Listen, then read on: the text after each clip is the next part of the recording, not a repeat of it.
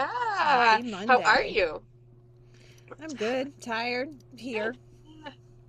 Yeah, I know. I think, this is like that last leg of the year where all the holidays live, where all of the things.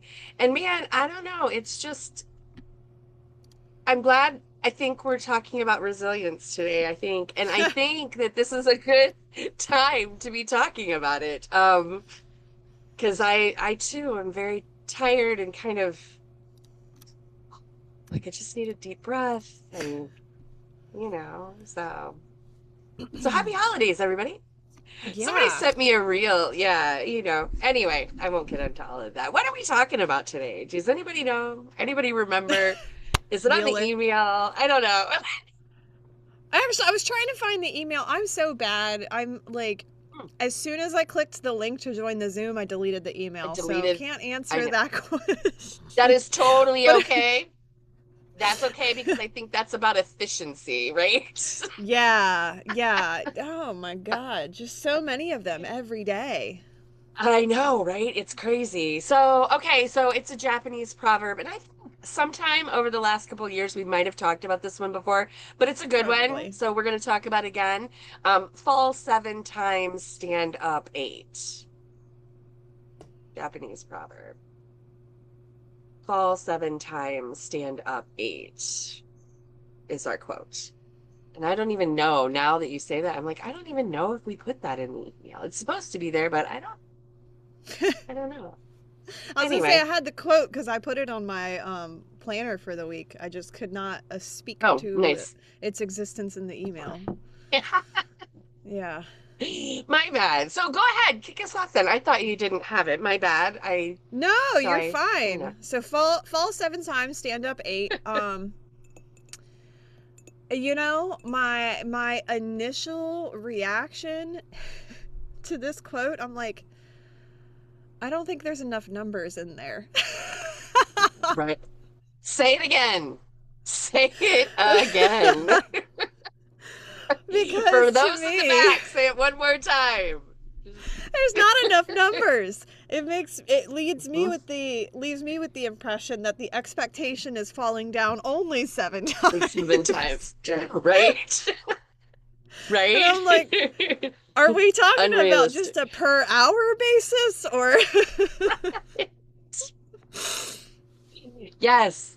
Yes, yes, yes. I would agree with that. I would definitely agree with that. I'm sure most everyone would, right? How many per hour? Yes, I think that's right. I think 7 per hour is about right. That seems like, yep, that would seem about right. and if you're I'm doing gonna, less, you're doing good. that's right. That's right. Exactly. I'm gonna tell on myself here, for just a minute. I I'm working on for 2026, we are expanding some of our automation in our practice, specifically at Patient Advocate CEO. And one of the things is the repurposing of the weekly power hour into different pieces of content. And super excited about it. We're calling it our content engine and really excited about it. However, yesterday morning, I was tightening some things up, so I thought. And so I thought. And I inadvertently created an automation loop where the trigger triggered and the action happened and it re-triggered the action again because I forgot to put a step in there to break the loop, like mark it complete. And I'm not gonna like I sat here sweating for probably 20 minutes trying to figure out how to stop this automation because it was sending an email telling me something was done and then doing it again and Oh telling me no. an email. So it was sending emails and generating documents in my Google Drive like every second. Like had like by the time I got it to stop, I had 1,500 documents and emails that I had to delete. Yeah, because it was just spinning and spinning and spinning and You spinning know, until I could figure out how to stop it. it's a good thing that stuff exists in just like the ether. Can you imagine if you actually, like, if that was IRL and you actually had to go like to your mailbox and like physically clean out the 1,500. silver Yes. linings. That's right. Silver linings. That is right. That is right. That is right. At the end, I finally said to my husband, I said, well, that only cost me $55 because I get charged for automation. And so anyway, I have to say that was a fall. That was a fall. And we had to get up. But I will tell you, once I got it stopped, I walked away for the day. I was like done for the Yeah. day. I was like, yeah, I'm not touching that today. Clearly, I'm not supposed to be doing that. So got up this morning and picked back up, and I think we're But look, you fine-tuning learned it now. something and you're not going to do the same thing again. Right. Exactly. But it is a learning process. And, and sometimes they're funny afterwards. Sometimes. Yeah. It's like we were Sometimes. talking about you had a post in the Facebook group last week referencing failure and not to be full of myself, but I really liked the comment I had. And so I wanted to share it here because it kind of just came to me, but I think I've really been replaying it in my mind several times this past week. And, to me, the way that I'm looking at things now is like you could easily classify that as a failure. I mean, technically, like the action that you were trying to achieve did fail. Well, But yes, the way I look at it now is like it's just an experience, and either sure. The outcome was successful or you learned something, and it's only a failure if neither of those occurred. I agree with that 110%. 110. Because the only other option is to not do stuff. Yeah. I don't know about you, but what do you mean not do stuff? Like, why would we, right? Because what I think is most funny about that is that usually when stuff like that happens, it was completely unforeseen. Like I had no, right? I had no, when that started happening, I was blindsided. I was like, whoa, okay, what's happening? Right? What I think is interesting is like I'm like, but I didn't get upset. Like I didn't get mad. I was nervous because I was like, I don't know if I can actually stop this. We wake I up, was it's super Machine nervous. Armageddon triggered by Nicole Broadhurst. I don't know if I'll ever be able to stop this. I don't know what The like AI so has that's taken why over.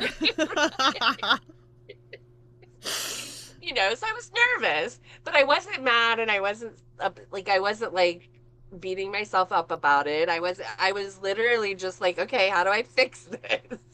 As quickly as possible, right? I want to fix it as quickly as possible. Um, so it's interesting because until you just made that statement, I wouldn't, failure's not what I would have used to describe that. A fall, like it was unexpected and it created additional work, which means, that was a kind of a fall, right? Like I wasn't on my trajectory. Oh my gosh. That makes me think about, have you guys seen like the path? There is a meme somewhere that shows this really nice straight line of, you start here, down here, wait, where? There, start down here, and then go up this way as you work and achieve things. And that's how we think things are in our head. But then there's the next picture, and it's this like squiggly line all over the place. And it does end up at the top, but it's like swirly around and all kinds of stuff. And that is the actual trajectory. Yeah. So when I think of a fall, I think of a fall on that little swirly trajectory, one of those spaces where it goes from up here to down there real quickly for a minute. And that's what I think of when I think of a fall. I don't think of it like a failure. Like a failure. It's more of a detour, really. Yes.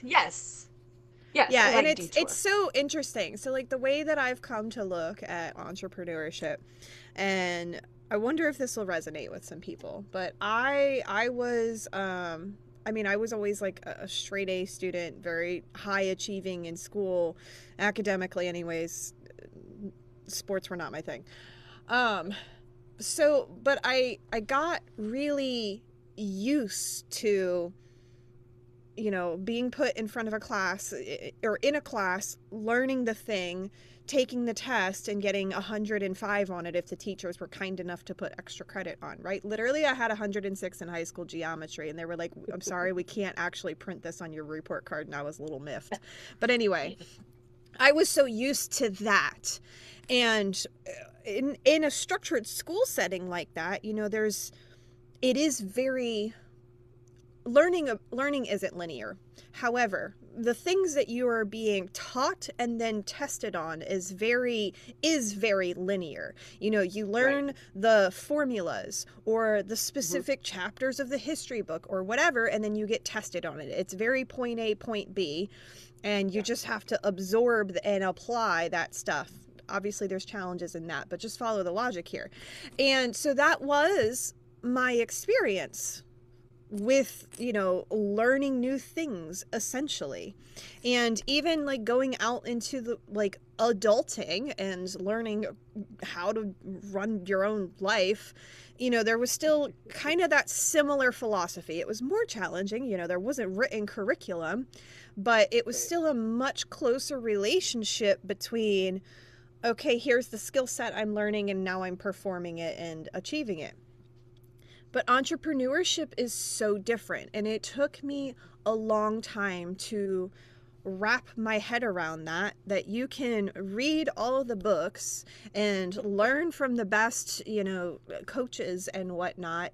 And that's not the ingredients that take you from point A to point B. And I think what's so different about it is that unlike sitting down and taking the high school geometry test or, you know, figuring out a household chore system that's going to work for us, entrepreneurship and starting a business, there are just so many factors beyond our control. First of all, we are creating something for someone other than ourselves. So that feedback loop is much broader and across, I mean, every client is different. Like we can have an ideal client, right? But at the end of the day, we're serving a ton of different people and we're trying to serve people we haven't met yet. There's just so many variables that our tiny little human brains can't possibly take into consideration. It takes iteration and feedback and iteration and feedback and iteration and feedback. And Hmm. I think so many of us do identify with that experience I first described, where you learn the thing and then you do the thing and Hmm. you do good at it. And so it feels like we're doing something wrong when entrepreneurship isn't so straightforward. You know, you're going into the vault and using all the resources and showing up to the calls, and then clients still aren't booking and you think you're doing something wrong. And really, it's just a process of figuring out exactly what your gifts are and how they're going to be amplified into a business, and then how to Hmm. take that and reach it to all people you haven't met before. And Right. once I finally like stopped and realized it like that, I was like, oh, this is so much more delicate and nuanced. And if you think of every person has 10 different needs and then you're trying to meet all the 10 different needs, and let's be honest, it's Mm. more than actually 10. Like it's Yeah. amazing that any of us can create a business. So then when you think about it like that, you're like, well, goddamn, I'm doing pretty good. That's right. That is so true. So right. I tell you, I we are celebrating it'll be 7 years in January. And, I'm like, wow, I have to pull up those statistics regularly and be like, okay, if you're still in business after 3 years, you're this percentage of business. And if you're still in business after 5 years, you're in this, like literally, because if you can master this, if you can master the take action loop or the act, we need to name that. I think that would be really interesting. Anyway, the loop of, take action, get the data, feedback and then reassess and take the next action. Because I was talking, I don't remember what call we were on, but we were talking about, really the quicker we can get through that cycle, the better we are, right? And that means taking action quickly, reassessing, taking more action quickly. And that also means that there are these falls where we take the action and yeah, that didn't work, right? Take the data, take another action. Oh, that didn't work either, right? And you just have to wait. Oh, that one worked. Okay, good. We're gonna replicate that, put that in the bank and keep it, and then we're gonna keep doing these other things, which really does require this resilience to be able to do something and have it go crazy, not what you wanted, in order Yeah. to readjust it and get it in the right trajectory, in the right place again. So maybe you'll have to delete 1,500 emails and 1,500 documents. Who knows? That might be part of it. Maybe not. Maybe that was just mine. But But that regardless, like that creation of the, you do the thing and then you put it out in the world and then you get the feedback and then you have to adjust. That cycle, that is what needs to be the expectation, not the yes, outcome. right. If we all knew how to get the outcome, like, it doesn't even make sense. Like, you're trying to create something that doesn't exist for people you've never met before. Like, it's going to take some honing. Yeah, yeah, Regardless yeah. of, you talk to Nicole who's got her practice and you talk to me I've got my practice, but like, I'm not going to speak for Nicole, but my practice is built the way it is because it amplifies my specific gifts that I didn't even really know exactly what they were until many times of going through this process and starting to, Mm-hmm. I mean, this process has created a deeper understanding of myself, if I'm being really honest, and Mm-hmm. trying to figure out the market match between what people need and my unique gifts. I mean, that is a craft. Yeah, That isn't, it takes time, and it's not an answer anybody can provide for you. It's something no. that becomes revealed through the process. And I want to tie it back to what I was saying about failure, because every time you do something, either you get the outcome you were hoping for or you learned something. And it's only a failure if neither of those occur. And I really see it when that happens, and believe me, I've had more than my share of like things that didn't work. I've sunk tens and hundreds of hours into like singular projects that I am happy now reside in a recycling bin, because I go back and I'm like, God, that was awful.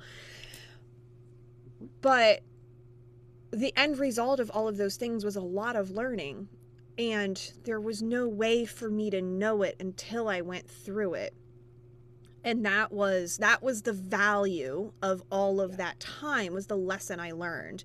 But what was so frustrating inside those moments is I didn't know that I had those things still to learn. It's like, and this is where I see it Yeah. on that graph, like, I'm here and I want to be here, and so I'm just trying to walk there, and then the universe is like, detour, you still need to learn this. And I'm like, damn, I didn't know I needed that lesson, but okay. And then I complete that lesson and I come back and I apply it, and then the universe goes, oh no, you need to learn this lesson.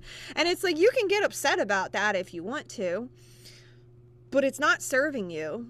And also, I've adopted on the perspective to just humble myself a bit. Who am I Right. to think that I should just already know the lessons that I need to learn?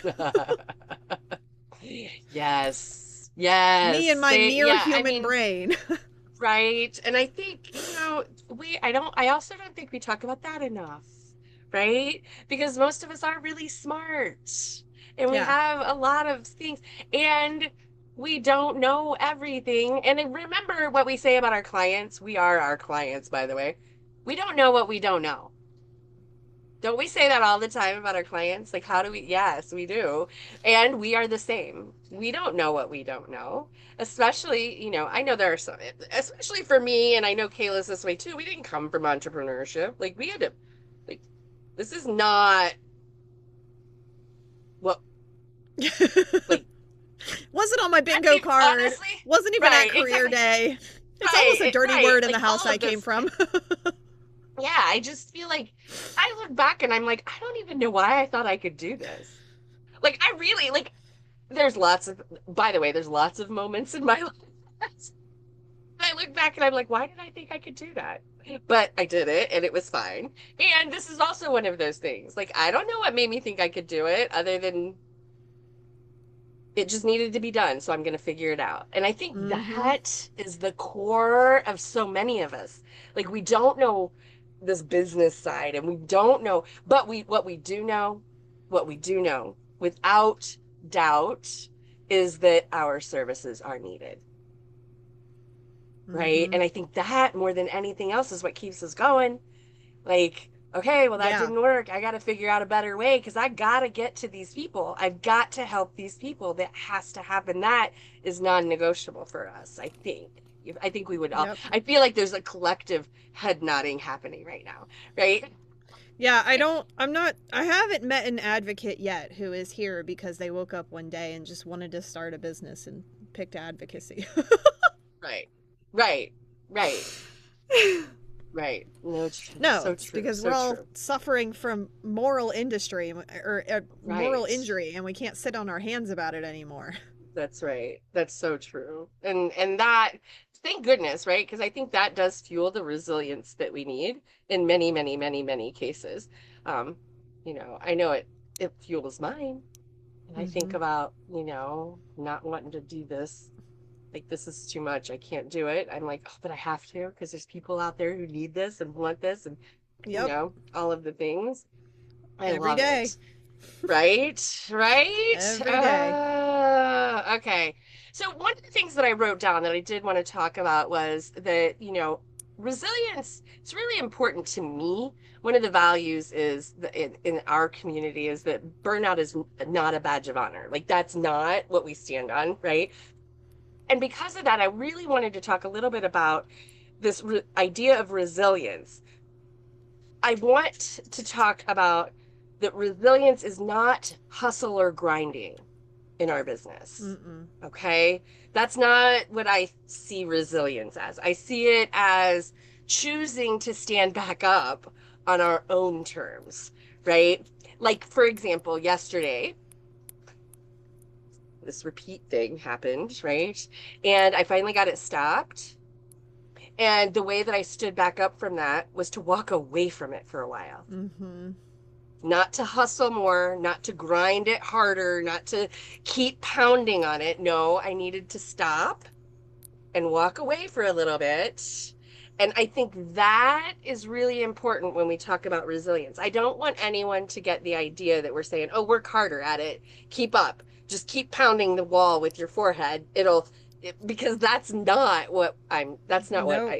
what we're saying. That's stupidity. Right.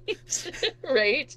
Right. No, I'd actually like to So, share for a moment, and I didn't know the conversation was going to go here, so I don't have this piece like prepared. But recently, Alex Hermosi, who you know that everybody knows, mm-hmm. I'm stuck on him here lately. He's my new second boyfriend.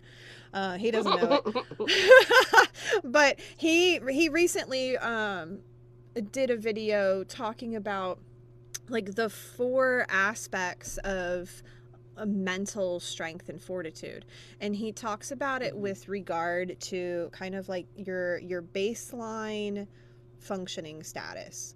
And the four, I'm going to butcher it because I don't remember exactly the words he chose, but the four aspects basically are like, imagine like this is our baseline, and everybody has bad stuff happen to them, right? And the question is, how does it affect you? How much does it affect you? For how long does it affect you? And do Mm-hmm. you become better, worse, or the same because of it? So those are the four things. So, and resilience is part of them. So the way that he describes resilience is it's your ability, the bad thing happens and it knocks you down, but it's how quickly do you return back up to baseline. That is resilience. Mm. The other aspects, does it affect you at all? I forget what word he used for that, but some people can stub their toe and it ruins their day. Some people can stub their toe, rub it, and move on like nothing ever happened. So obviously, it serves us to try to become more like that second person that I just mentioned. And I forget what word he uses to describe that, but that's the does it shake you? Does it knock you down? Like increasing your threshold for what sends you off in a tailspin Mhm. is that word that I don't remember. That's okay. But then the That's all right. resilience is when something does knock you down, how quickly can you return to baseline? That's resilience.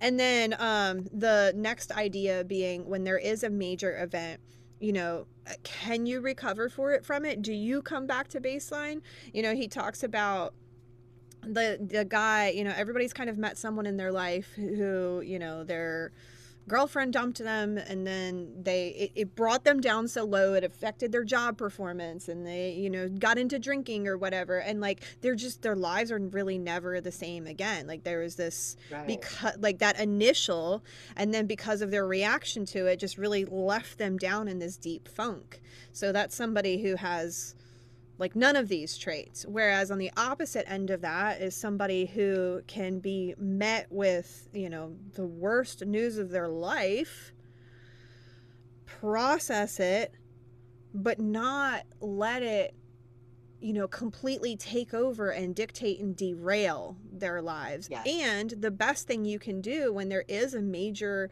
event or some kind of a trauma that you've gone through, because trauma is a human experience, and can you learn from it and become stronger and increase that baseline because of Right. it, or does it bring you down?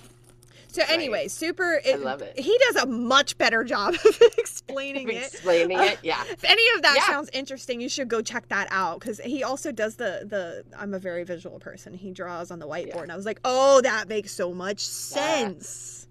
Right. Yeah, it's interesting that you said that because some of the questions that I put here, like, because it made me think about yesterday about, how did that affect me? What happened? And some of the questions that I used to make that determination when it was happening and I finally got it to stop. And some of the questions that I used were, what do I need to recover before I re-engage in this? Like, what do I need before I go back and try to continue that task? And it was, I need to not think about it for a while because I think I Yeah. broke it because I was too intense. I just be real honest about it. I think that's what happened. And then and then I also employed the question of where do I need a boundary so that this doesn't fall, so that this fall doesn't take me out? Meaning, where do I need a boundary so that this thing that I'm trying to achieve, and since I didn't achieve it, like doesn't make me stop working towards it? Because it'd Yeah. be real easy for me to go, because literally this isn't going to make or break my business. It might.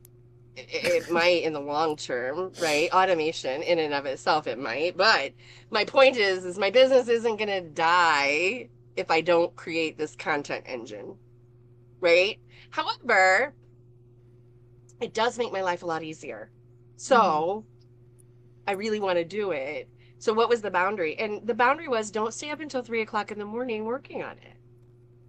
And here's the other thing too, is Like, like one of the don't best do things we that. can do for ourselves is to be able to recognize when we're shift from being so intently focused and using our frontal lobe and really higher level thinking, to when do we start to get emotionally pulled in and Mm-hmm. like almost panicky, because at that point is when your fight or flight starts to get triggered. You lose some of your cognitive capacity, and now you're just reacting, and literally if you get into that place, and this is no harm or foul on anybody, it's just how we're wired, but when you get into that Right. place, you literally lose the ability to see options.